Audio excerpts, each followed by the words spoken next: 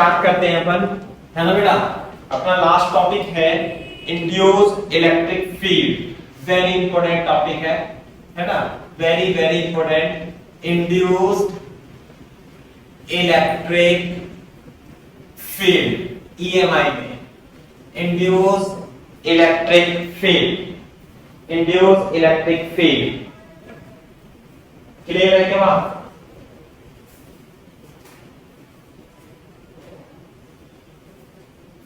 Induced electric field,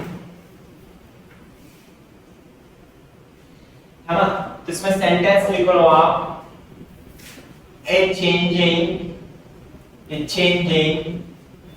magnetic flux, magnetic flux, a change in magnetic flux produces induced electric field, induced electric field, है ना। Sentence लिख लो ये, a change in magnetic flux produce induced electric field,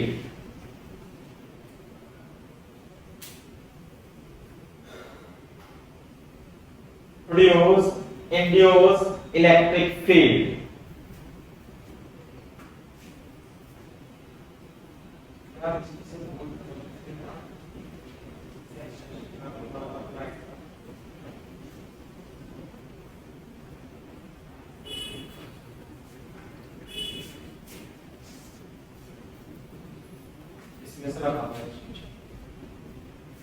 देखो, कोई बच्चा मेरे को बता सकता है, यदि आपने कुछ पढ़ रखा होगा तो कोई बच्चा मेरे को बता सकता है थोड़ा सा कि इंड्यूस्ड इलेक्ट्रिक फील्ड क्या होता है। डिस्कशन करना है अपने को थोड़ा सा, 2-4 लाइन, थोड़ा बहुत आइडिया किसी भी बच्चे को हो। यदि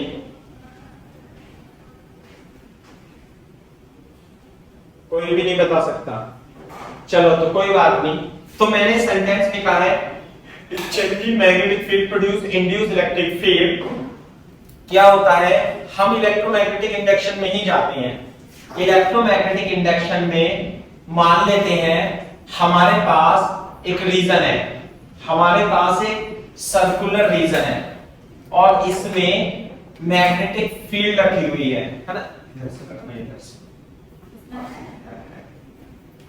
सर्कुलर रीजन में मैग्नेटिक फील्ड है, ऐसे करके, है ना। सर्कुलर रीजन में मैग्नेटिक फील्ड है। क्लियर है क्या बात? तो और यहां पर मैग्नेटिक फील्ड जो है B, वो चेंज हो रहा है B0T के अकॉर्डिंग, मतलब अंदर की ओर है। और हमने क्या कर रखा है, हमने यहां पर एक कंडक्टिंग रोड, क्या लगा रखे, कंडक्टिंग रिंग। ये क्या है भाई, ये यहां पे हमने लगा दिया एक कंडक्टिंग रिंग, कंडक्टिंग रिंग रख दी यहां पे। This is what, this is conducting ring, this is conducting ring and the magnetic field is changing according to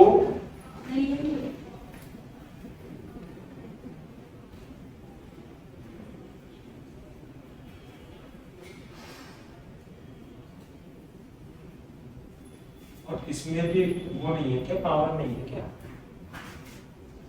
light बिना लाइट के नीचे एक मिनट,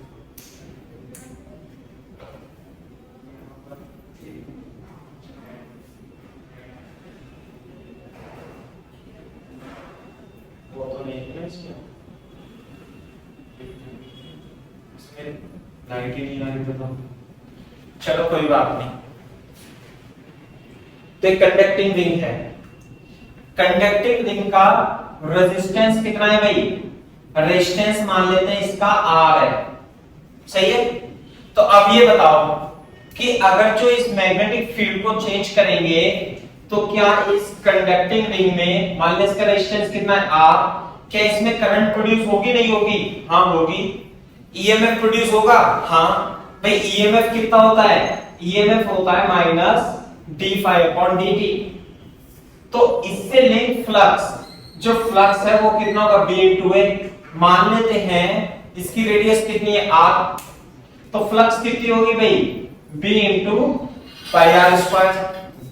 बात समझ में आ रही है नहीं?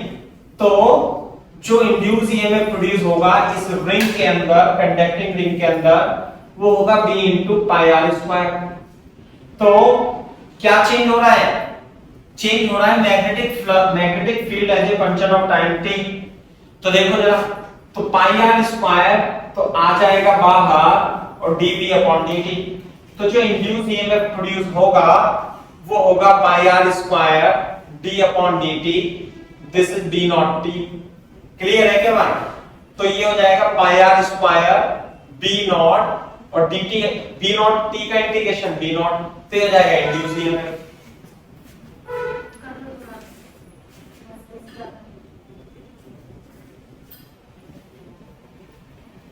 क्लियर है क्या बात? ये इंड्यूस ईएमएफ प्रोड्यूस हो जाएगा। तो यानी कि देखो जरा, यदि मैं इस रिंग को, कंडक्टिंग रिंग को कंसीडर करूं, ये है हमारी कंडक्टिंग रिंग, तो अगर जो इसका इससे लिंक फ्लक्स टाइम के साथ चेंज हो रही है तो इसमें इंड्यूस ईएमएफ आएगा। हाँ भाई, तो इंड्यूस ईएमएफ आएगा तो इसमें करंट भी फ्लो होगी। इंड्यूस करंट, कितनी करंट होगी? इंड्यूस्ड करंट कितनी आएगी भाई? Induced current I equal to EMF divided by resistance. इसका रिंग का रेजिस्टेंस कितना है? R मान लेते हैं, तो ये आ जाएगा pi r square b naught upon r आ जाएगा। This is the induced current. कोई मेरे को इसकी डायरेक्शन बता सकता है? इस रिंग में, यानी इस रिंग में जो करंट की डायरेक्शन होगी, क्या वो I1 की तरफ होगी या वो I2 की तरफ होगी? अकॉर्डिंग टू लेंज लॉ कौन बताएगा भाई करंट की डायरेक्शन? I1 की, I2 की तरफ। बिल्कुल सही बात है, क्योंकि मैग्नेटिक फील्ड को वो घटाने की कोशिश करेगा। इसका मतलब इसमें जो बैटरी बनेगी इंड्यूस ईएमएफ की, बैटरी जो बनेगी वो कैसे बनेगी? उसकी पोलैरिटी कुछ इस तरह से होगी। तो यहां पर एक बैटरी बन जाएगी, इमेजिनरी बैटरी, और जिसका EMF pi r square B naught होगा, और करंट ऐसे फ्लो होगी यूं करके।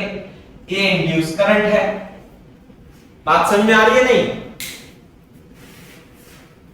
अच्छा, आप क्या मेरे को ये बता सकते हो कि अगर जो मान लिया ये रिंग है, ये इसमें रखी है, मैग्नेटिक फ्लक्स चेंज हो रही है, यदि ये रिंग पूरी की पूरी वो नहीं है, मतलब लूप नहीं है, यहां से रिंग को मैंने ब्रेक कर दिया, तो क्या इसमें करंट फ्लो होगी? बताओ भाई। सेम सिचुएशन, हाँ, नो सर, बिल्कुल सही बात। करंट कैसे फ्लो होगी? सर्किट क्लोज होगा तभी तो करंट फ्लो होगी। अरे यदि आप एक बैटरी से रेजिस्टेंस ऐसे लगा करके यूं छोड़ दो, तो बैटरी लगाते रहो यहां पे कितनी भी, करंट थोड़ी ना फ्लो होगी। तो ये करंट तभी फ्लो होगी जब ये रिंग कंप्लीट है, नहीं होगी मैंने। अच्छा, तो अब मैं दूसरा क्वेश्चन पूछता हूं। ये रिंग यहां पे ओपन है, तो क्या इसमें इंड्यूस ईएमएफ प्रोड्यूस होगा? Yes sir. हाँ, इंड्यूस ईएमएफ तो प्रोड्यूस होगा इसमें। समझ में आई बात? तो जब आप एक कंडक्टिंग लूप को एक चेंजिंग मैग्नेटिक फील्ड में रख देते हो तो उसमें इंड्यूस ईएमएफ प्रोड्यूस हो जाता है, उसकी वजह से करंट फ्लो होती है। लेकिन क्या आप मेरे को करंट की डेफिनेशन बता सकते हो? करंट क्या होती है? हाँ, करंट क्या होती है? Flow of charge is called current, flow of charge is current. इसका मतलब यदि करंट इधर है, फ्लो हो रही है, तो इसमें जो चार्ज है कंडक्टिंग रोड में, चार्ज कैरियर क्या होते हैं? इलेक्ट्रॉन्स। तो यानी कि इसके अंदर जो इलेक्ट्रॉन्स हैं वो इधर की ओर भाग रहे हैं। बोलो जरा, ये इलेक्ट्रॉन इधर की ओर भाग रहे हैं। बताओ, इलेक्ट्रॉन भाग रहे हैं तभी तो करंट चल रही है। समझ में आई बात? अच्छा, अगर जो मान लिया ये रिंग यहां पे होती, ये रिंग मान लिया यहां मैग्नेटिक फील्ड नहीं है, तो इलेक्ट्रॉन तो इसमें तब भी होते, इलेक्ट्रॉन तो है। क्या इलेक्ट्रॉन अब चल रहे हैं? नहीं चल रहे। लेकिन इसमें इलेक्ट्रॉन चल रहे हैं, इसमें इलेक्ट्रॉन नहीं चल रहे, इसमें चल रहे हैं इलेक्ट्रॉन, इसमें यूं चल रहे हैं। तो इसका मतलब इलेक्ट्रॉन चल रहे हैं, इस केस में इलेक्ट्रॉन चल रहे हैं, तो यानी उनकी वेलोसिटी होगी। वेलोसिटी अपने आप तो आने की नहीं है भाई, इलेक्ट्रॉन को चलाने के लिए, इलेक्ट्रॉन को गति कराने के लिए किसी ना किसी फोर्स की आवश्यकता है। समझ में आई बात? किसी ना किसी फोर्स की आवश्यकता है, तो इसमें फोर्स लग रहा है। चार्ज पर यानी इलेक्ट्रॉन पर फोर्स लग रहा है तभी तो गति कर रहा है, मोशन कर रहा है। इसका मतलब इसमें अंदर एक फोर्स लग रहा है। अब ये सोच के बता दो कि ये फोर्स कौन सा होगा? चार्ज पर फोर्स कौन लगा सकता है? चार्ज पर फोर्स एक इलेक्ट्रिक फील्ड ही लगा सकती है। इसका मतलब यदि इलेक्ट्रॉन पर फोर्स लग रहा है तो वो फोर्स इलेक्ट्रिक फील्ड के द्वारा लगता है। इसका मतलब यदि आप इस कंडक्टिंग रिंग से लिंक फ्लक्स को टाइम के साथ चेंज करोगे तो इसके अंदर एक इलेक्ट्रिक फील्ड प्रोड्यूस हो जाएगी। समझ में आई बात? तो उस इलेक्ट्रिक फील्ड की वजह से यहां पर जो इलेक्ट्रॉन है, जैसे मान लीजिए ये है इलेक्ट्रॉन थे, यदि आप इससे लिंक फ्लक्स को चेंज करोगे तो इसके अंदर एक इलेक्ट्रिक फील्ड प्रोड्यूस हो जाती है। उसकी डायरेक्शन कैसे रहेगी? इलेक्ट्रिक फील्ड की डायरेक्शन ऐसे रहेगी, इलेक्ट्रिक फील्ड की डायरेक्शन। और इलेक्ट्रिक फील्ड की डायरेक्शन यदि ऐसे है और इलेक्ट्रॉन यू है तो फोर्स क्या लगेगा? Electric field force, electric force इस डायरेक्शन में लगेगा, ऐसे करके अपोजिट। तो इलेक्ट्रॉन ऐसे फ्लो होने लगते हैं और करंट ऐसे फ्लो होने लगती है। आगे बात समझ में? तो इस फील्ड को ही इंड्यूस इलेक्ट्रिक फील्ड कहते हैं। कैसे, क्या कहेंगे? Induce electric field. यदि ये कोई कंडक्टिंग रिंग थी तो जब इससे मैग्नेटिक फ्लक्स कोई लिंक नहीं था तो इसमें कोई भी इलेक्ट्रिक फील्ड नहीं थी। आपने क्या करा? इससे लिंक मैग्नेटिक फ्लक्स को टाइम के साथ चेंज कर दिया तो इसके अंदर एक इलेक्ट्रिक फील्ड, गोल गोल इलेक्ट्रिक फील्ड भी प्रोड्यूस हो गई। तो ये फील्ड ही इंड्यूस्ड इलेक्ट्रिक फील्ड कहलाती है। आई बात समझे? This field is called induced electric field. पहले थोड़ा सा ये सब कॉपी कर लो, मैं आपको लिखा दूंगा।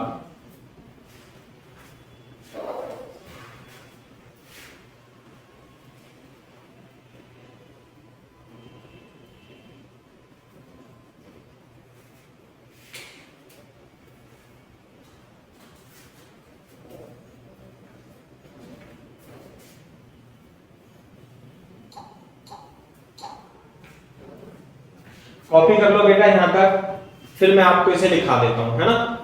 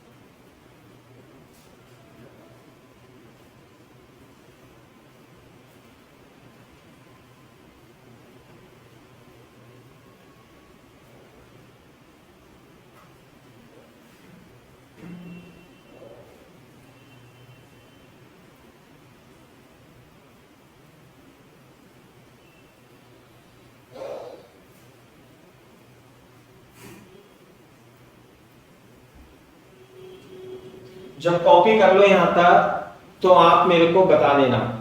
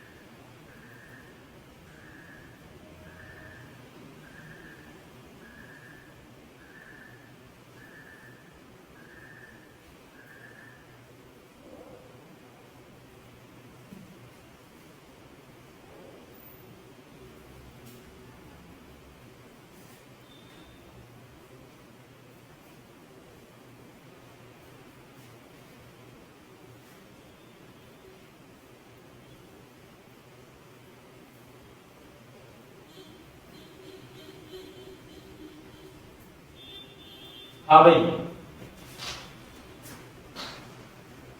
जब कॉपी कर लो तो बोल देना बेटा।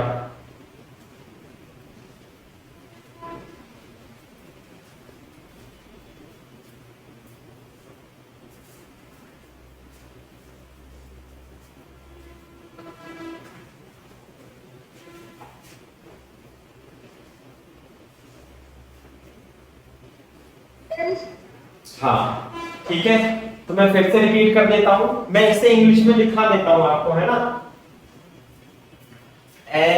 इसे मैं यहां से हटा देता हूं, है ना, ये हटा देता हूं, induce electric field.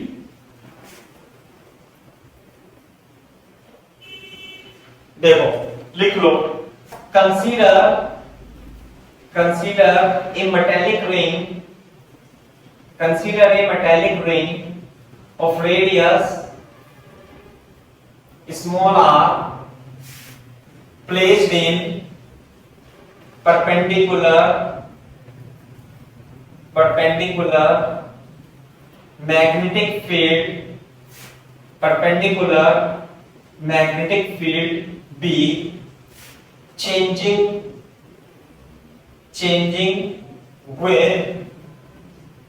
according to but B naught T, ऐसे लिखो, perpendicular magnetic field B is equal to B naught T changing with time, हाँ। Therefore induced EMF यानी induced current, induced EMF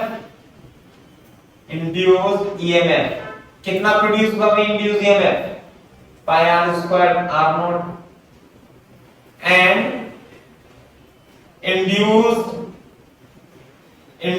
current I is equal to EMF upon R,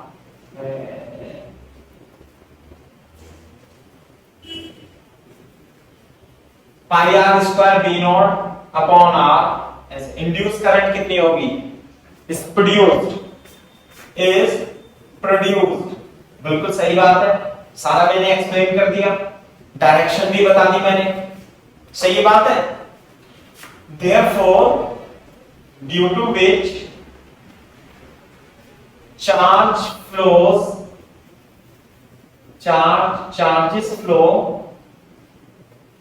in conducting ring, charge flows in conducting ring, है ना। Charge कितना flow होगा भाई, I is equal to dq upon dt, तो dq is equal to I into dt। dt time में dq charge flow होता है, तो t टाइम में कितना चार्ज फ्लो होगा, तो q टोटल जो फ्लो होगा, q फ्लो कितना होगा, integration I dt pi r square b naught upon r into dt। तो बेटा चार्ज फ्लो कितना होगा, इन time t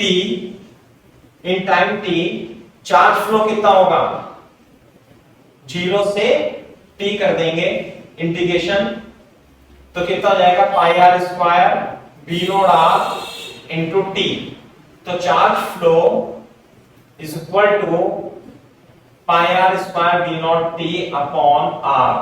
this much charge flows in the circuit in time t।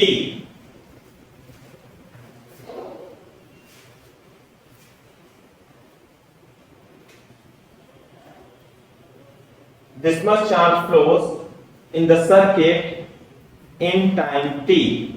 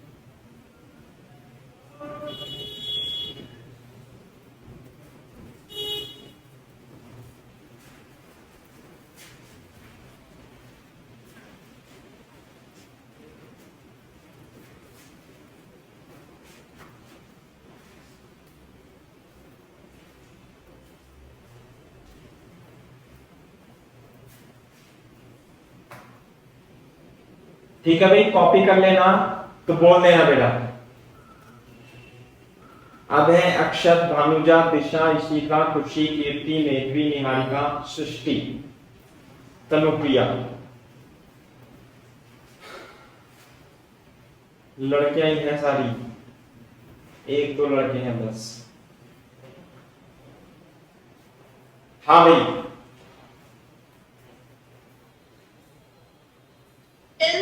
Very good, बोल दिया आपको, समझ में आएगा बात। तो मेरे ध्यान से यहाँ तक तो कोई दिक्कत नहीं है ना। तो अब जब इसमें चार्ज फ्लो होगा, इतना चार्ज फ्लो हो रहा है ऐसे करके, तो this charge flows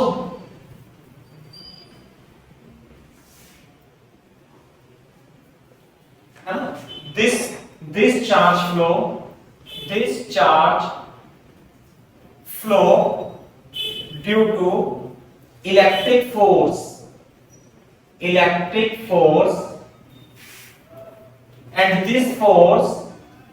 this electric force is produced due to electric field, due to this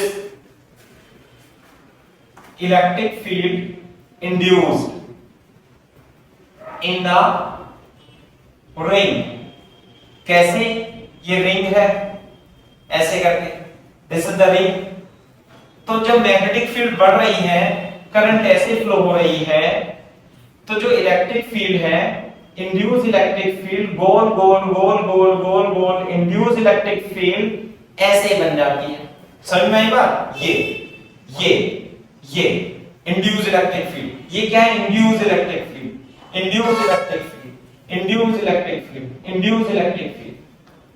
जब यहां पे इलेक्ट्रॉन होगा तो उस पे क्या लगने लगेगा? फोर्स। किधर लगेगा भाई फोर्स? इधर। F is equal to Q into E। Electron यहां पर है तो फोर्स लगेगा E इंटू V। तो फोर्स, इलेक्ट्रॉन पर जो फोर्स लगेगा वो ऐसे लगेगा, है ना। जैसे इलेक्ट्रॉन है तो फोर्स किधर लगेगा? E इंटू E ऐसे लगेगा। इलेक्ट्रॉन पर जो फोर्स है E इंटू E। तो जब इलेक्ट्रॉन पर फोर्स ऐसे लगेगा तो यूं गति करेंगे इलेक्ट्रॉन, तो करंट ऐसे फ्लो होगी, करंट ऐसे फ्लो होगी। तो इंड्यूस इलेक्ट्रिक फील्ड इसमें क्लॉकवाइज प्रोड्यूस होती है। इंड्यूस इलेक्ट्रिक फील्ड इसमें क्लॉकवाइज प्रोड्यूस होगी या anti clockwise? Anti clockwise. E induce produce anti clockwise. Anti clockwise. Clear है क्या बात? वो तो डिपेंड करता है मैग्नेटिक फील्ड किस तरीके से चेंज हो रहा है, सही है ना? तो इसमें इंड्यूस इलेक्ट्रिक फील्ड प्रोड्यूस होने लगता है।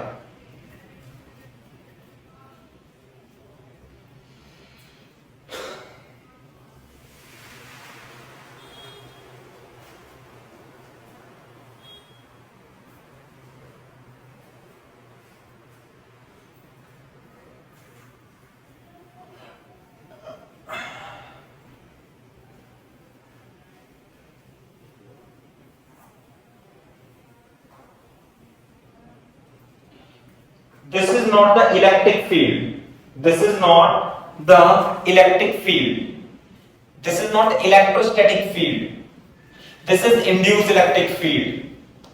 यदि आप इलेक्ट्रोस्टैटिक्स की बात करेंगे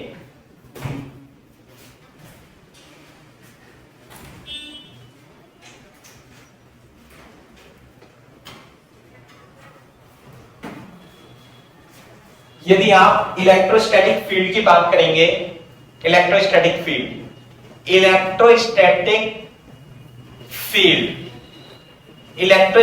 फील्ड प्लस क्यू की वजह से होती है और वो इस तरीके से होती है। इलेक्ट्रोस्टैटिक फील्ड प्लस क्यू की वजह से या माइनस क्यू की वजह से, यह है इलेक्ट्रोस्टैटिक फील्ड। जबकि इंड्यूस इलेक्ट्रिक फील्ड ये है induced electric field. Induced electric field, induced electric field जो होगी वो या तो एंटी क्लॉकवाइज होगी ऐसे करके यूं, समझे, या फिर क्लॉकवाइज होगी ऐसे करके। Electric field, electric field, electric field, electric field, electric field, electric field. नहीं आई बात समझ? This is the induced electric field. Induced electric field or electrostatic field both are different, है ना? Both are different, लिख लेना, both are different, समझे? ये तो कूलम्स लॉ के अकॉर्डिंग ये प्रोड्यूस होती है। और इंड्यूस्ड इलेक्ट्रिक फील्ड जो होगी, से नीचे लिख लेना, ये क्यों? Changing magnetic field due to changing magnetic field की वजह से प्रोड्यूस होगी। तो दोनों ही डिफरेंट होती हैं, बोथ फील्ड, दोनों ही इलेक्ट्रिक फील्ड तो हैं, दोनों ही इलेक्ट्रिक फील्ड हैं, लेकिन ये इलेक्ट्रोस्टैटिक फील्ड है, ये इंड्यूस्ड इलेक्ट्रिक फील्ड है। इंड्यूस्ड इलेक्ट्रिक फील्ड और इलेक्ट्रोस्टैटिक फील्ड में डिफरेंस होता है क्या? कई सारे डिफरेंस होते हैं। Both are different. This is produced due to charge, this is produced due to charge at rest. ये तो चार्ज एट रेस्ट के कारण प्रोड्यूस होता है इंड्यूस्ड इलेक्ट्रिक फील्ड। जैसे यहां पे electrostatic field due to produce charge at rest and this is produced due to change in magnetic field. Both are different, दोनों ही डिफरेंट है। कॉपी कर लो दोनों।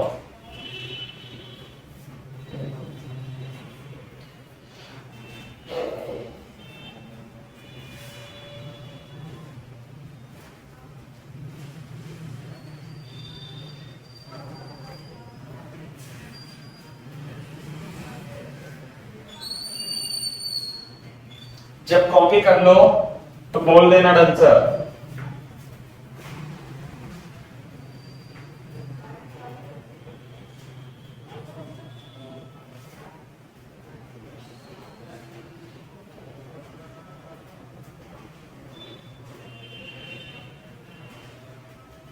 चलिए इलेक्ट्रॉन्स पे मैग्नेटिक फोर्स भी लगेगी।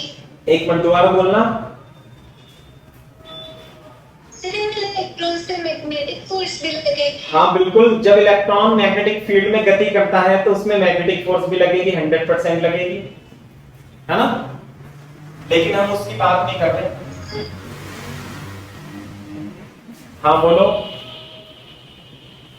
सर वो भी उनके मोशन के लिए रिस्पॉन्सिबल होगी? नहीं, हाँ वो भी रिस्पॉन्सिबल हो सकती है, लेकिन हम उसमें बिल्कुल होगी जब यहाँ मैग्नेटिक फोर्स लगेगा तो इसके अंदर होगा, लेकिन मोशन तो हम केवल और केवल इसके अकॉर्डिंग कर रहे हैं, इसमें सर्किल में कर रहे हैं, है ना, उसे हम कंसीडर नहीं कर रहे।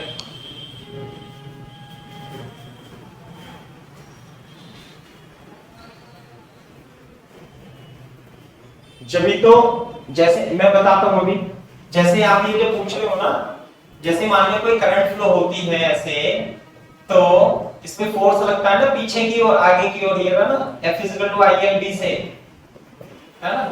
तो रहेंगे तो कोई इससे निकल के नहीं जाएंगे, लेकिन इसमें ही रहेंगे इलेक्ट्रॉन, फोर्स तो लगेगा इसमें।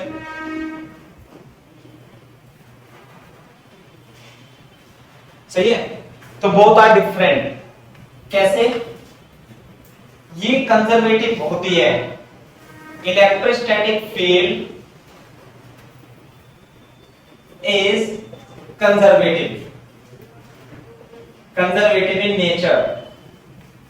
in nature, clear है क्या बात? So net work done in a loop is 0।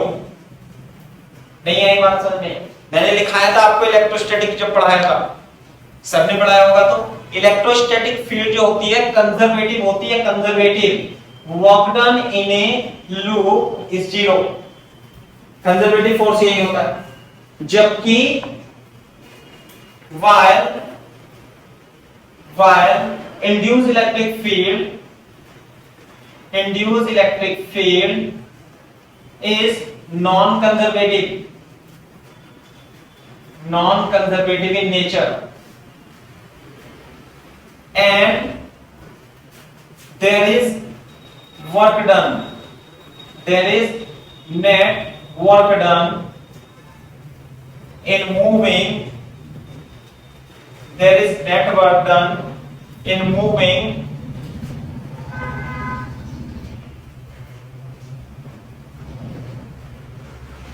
net work done in moving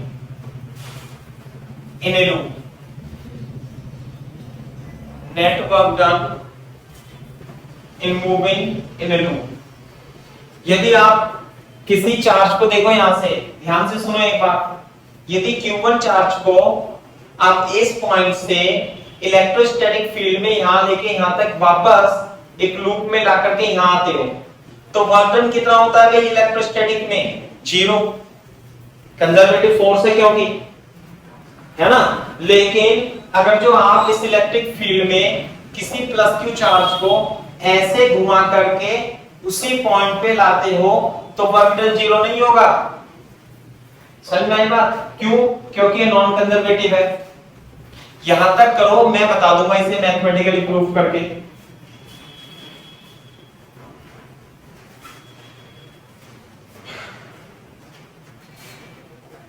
देखो कैसे, मान लिया ये +Q चार्ज है, तो इसमें फोर्स कितना लगेगा? QE। तो W कितना होगा? dW = F × ds। तो फोर्स होगा वो होगा Q × E × ds। This is dW, this is dW। तो टोटल वर्क क्या होगा? dW total work done in A loop, total work done in loop. Clear है क्या बात? dW integration QE × ds। ये आ गया। यहां तक कॉपी करो तो मैं आपको बता देता हूं।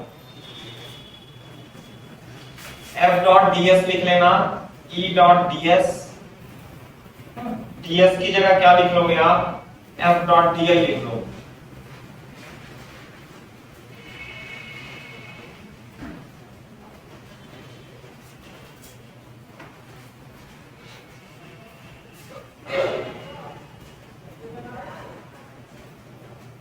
व्हाट इज ई?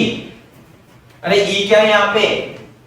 यहां पर ई है induce electric field, induce electric field.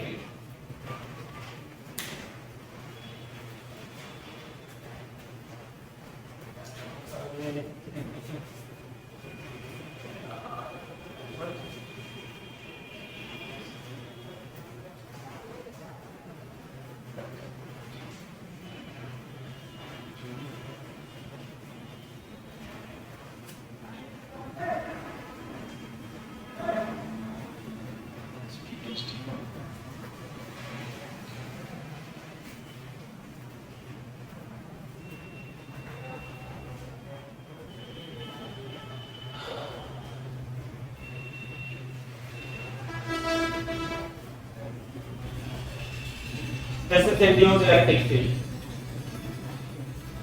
जब यहां तक कॉपी कर लो तो बोल देना डन सर।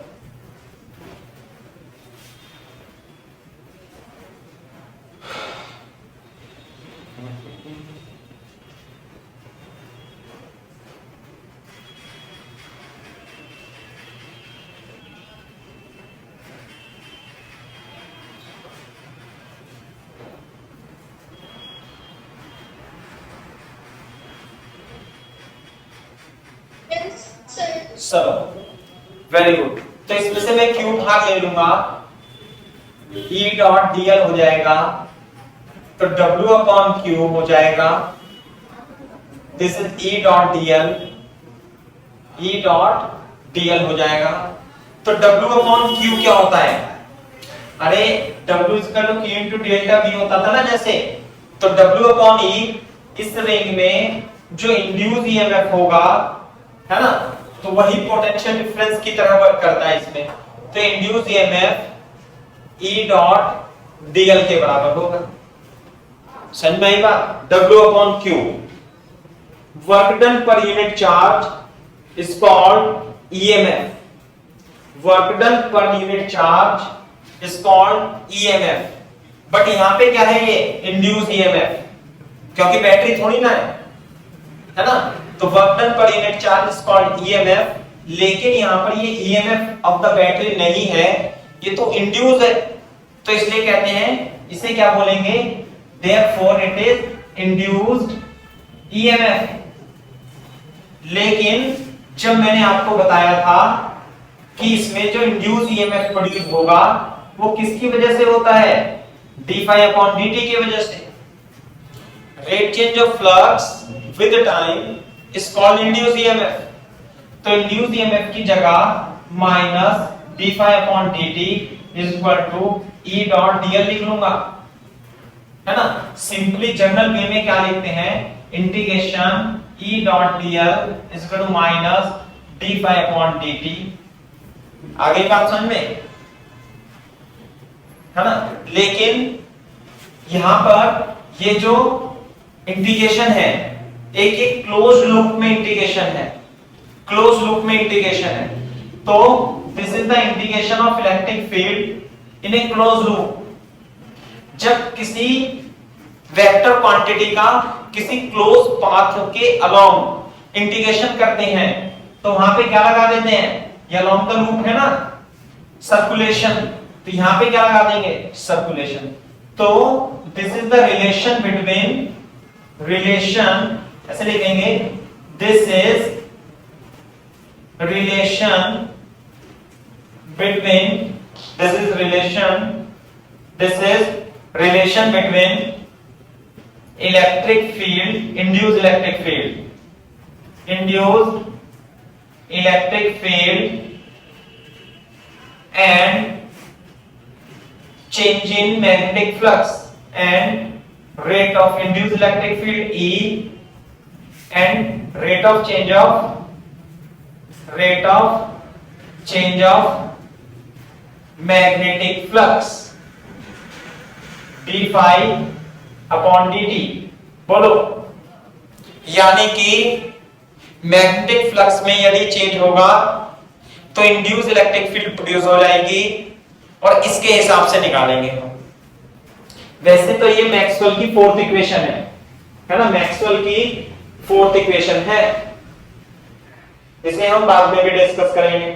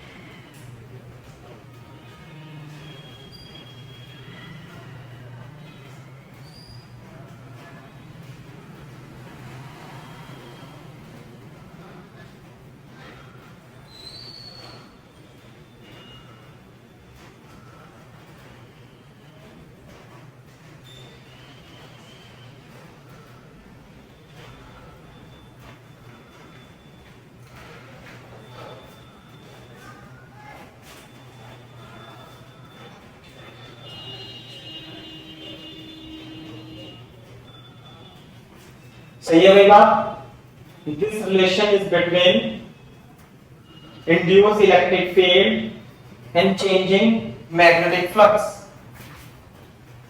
इसका मतलब जहां पर इंड्यूस इलेक्ट्रिक फील्ड जहां पर मैग्नेटिक फील्ड चेंज होती है टाइम के साथ, वहां पर इंड्यूस इलेक्ट्रिक फील्ड प्रोड्यूस हो जाती है, और इससे निकालेंगे।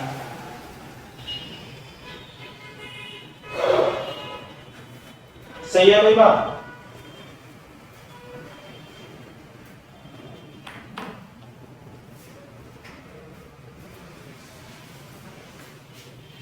जब कॉपी कर लो तो बोल देना डन सर,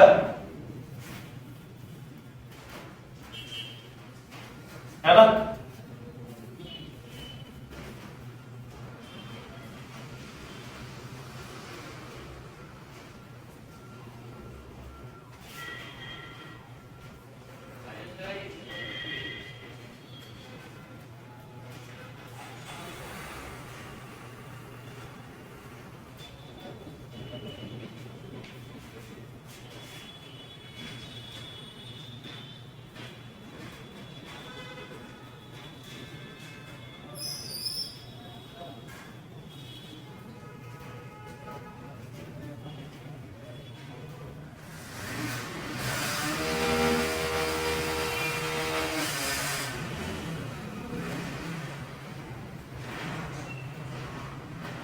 ओके तो स्टूडेंट, हमने इलेक्ट्रोस्टैटिक इंड्यूस इलेक्ट्रिक फील्ड के बारे में मैंने आपको बता दिया कि जब मैग्नेटिक फील्ड चेंज होती है किसी टाइम पर तो इंड्यूस इलेक्ट्रिक फील्ड प्रोड्यूस हो जाती है, सर्कुलर इंड्यूस इलेक्ट्रिक फील्ड, है ना।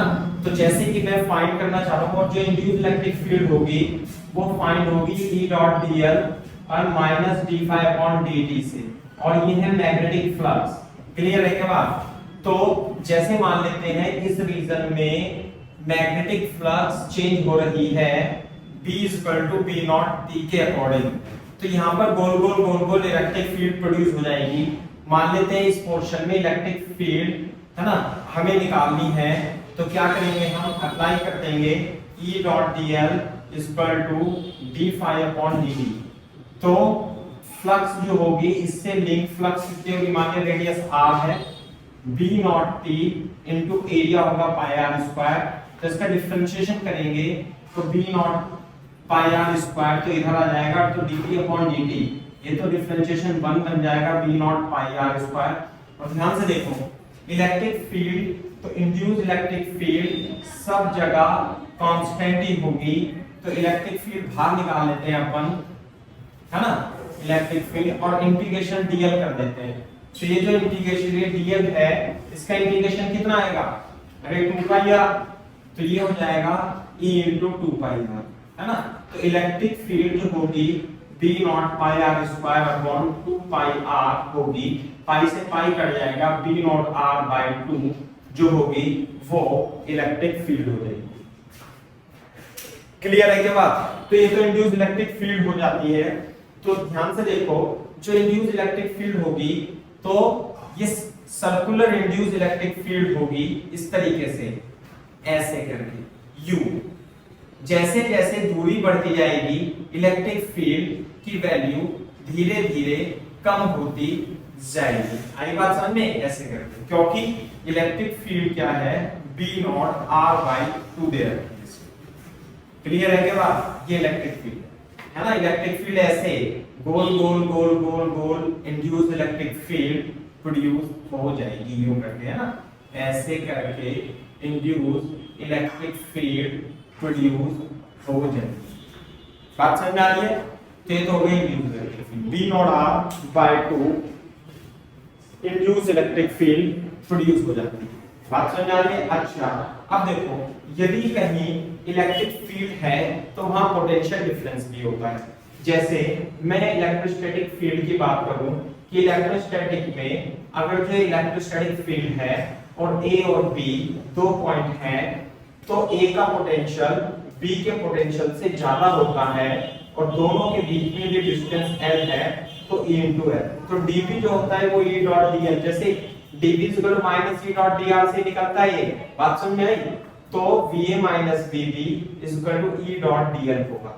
लेकिन यदि मैग्नेटिक फील्ड चेंज हो रहा है तो जो इलेक्ट्रिक फील्ड होगी वो लीनियर ना होकर के कैसे होगी, सर्कुलर होगी। मान लिया हमने A से B तक हमें आपको क्या निकालना है, इंड्यूस ईएमएफ निकालना है। तो जहां यहां इलेक्ट्रिक फील्ड है तो यदि इसकी लेंथ L है तो VA माइनस VB है ना, तो VA माइनस VB यानी इसमें जो इंड्यूस ईएमएफ की बैटरी बनेगी उसका जो ईएमएफ होगा वो होगा E into L। तो E की वैल्यू है B not R/2 into L।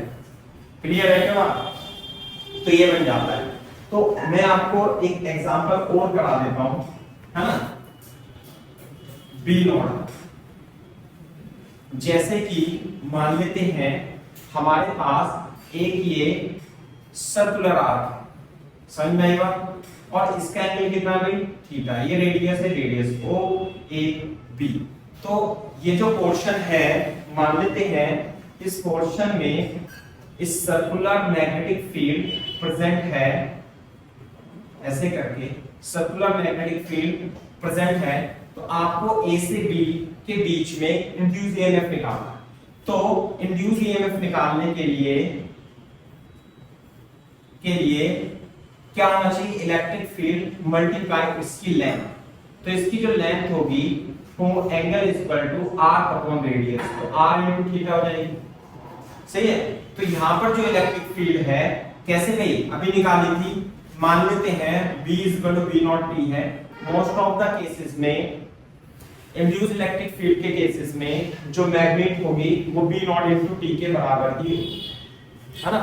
ये तो इस तरीके से A से B के केस में आपको इंड्यूस इलेक्ट्रिक फील्ड पता होनी चाहिए।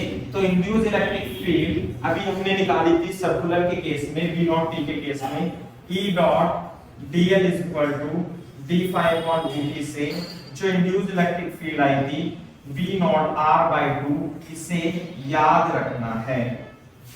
तो इंड्यूस इलेक्ट्रिक फील्ड आई थी तो ईएमएफ हो जाएगा dr/2 into L हो जाएगा। सही है? तो L क्या है, L है B not R/2 r theta, तो ईएमएफ आ जाएगा Br² थीटा/2। क्लियर है क्या? अब सेम चीज आप फैराडे के नियम से भी निकाल सकते हो, है ना। फैराडे के नियम से कैसे निकाल सकते हो, फैराडेज लॉ से। यदि आप केवल और केवल इतना पोर्शन कंसीडर करो ऐसे करके और इस लूप OAB को कंसीडर करोगे, लूप OAB को कंसीडर करोगे तो लूप AB में क्या होगा, ईएमएफ होता है माइनस d∅dt। तो जो फ्लक्स होगी इससे रिलेटेड फ्लक्स वो B into A होगी और d∅dt B की जगह B नॉट T, और जो एरिया होगा सेक्टर का वो होगा 1/2 r² into theta, 1/2 r² into theta. तो देखो B not r² 2 into theta common लेके dt अपॉन t, तो t का डिफरेंशिएशन तो 1 हो जाएगा। तो induced EMF B not r² थीटा/2 ऐसे भी निकल जाती है और ऐसे भी निकल जाती है। ये तो निकाली हमने कैसे, इलेक्ट्रिक फील्ड में L की गुणा करके। तो इंड्यूस इलेक्ट्रिक फील्ड निकाल के L की गुणा कर दोगे तो dV - E डॉट dl वाले कॉन्सेप्ट से, है ना, पोटेंशियल डिफरेंस यानी कि इंड्यूस ईएमएफ आ जाता है। इसी प्रकार से यदि आप फैराडे के नियम से भी निकालना चाहते हो तो इस लूप में इंड्यूस ईएमएफ आ जाता है ना। तो देखने वाली बात यह है कि A और B के बीच में जो इंड्यूस ईएमएफ प्रोड्यूस होगा, है ना, वही इस लूप में भी इंड्यूस ईएमएफ ही होगा, है ना।